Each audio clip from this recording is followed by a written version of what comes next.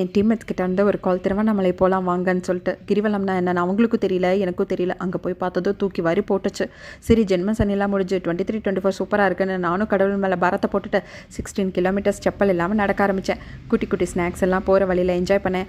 காந்தி மாதிரி வேஷம் போட்டிருந்த தாத்தாக்கு காணிக்கை செலுத்தினேன். அப்புறம் என்ன நடக்க ஆரம்பித்தேன். இந்தா வரும் கோபுரம், அந்த வரும் கோபுரம்னு. அப்புறம் எப்படியோ ஒரு வழியாக ரீச் பண்ணிட்டேன். தீச்சட்டியெல்லாம் எடுத்துகிட்டு வந்திருந்தாங்க. எப்படியோ நானும் சக்ஸஸ்ஃபுல்லாக கிரிவலம் முடிச்சிட்டேன். கிரிவலம் போக ஸ்டார்ட் பண்ணேன். ஆனால் மழை வந்துருச்சு.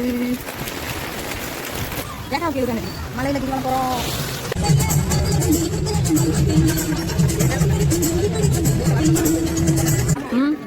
எப்போலாமா தனியாக காணவில்லை. உனக்கு வந்த வாழ்வை அர்த்தநாரீஸ்வரர் பார்த்தோம். அங்கே ஏதோ சடங்கெல்லாம் பண்ணிட்டு இருந்தாங்க. அப்புறம் ஒரு குட்டி குகை, அதுக்குள்ளே எவ்வளோ தாட்டியான ஆளுனாலும் ஈஸியாக பூந்து வந்துடுவாங்களாம்.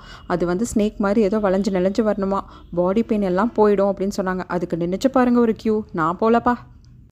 பொன்னப்ப நல்லவா பொன்னம்பலத்தவா, பொன்னப்ப நல்லவா பொன்னம்பலத்தவா.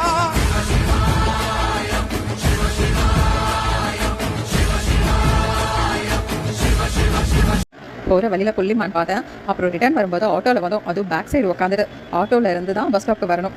ஸோ அந்த ரைட் செம்ம ஜாலியாக இருந்தது. எல்லாமே என்ஜாய் பண்ணியாச்சு. நீங்களும் மிஸ் பண்ணாதீங்க.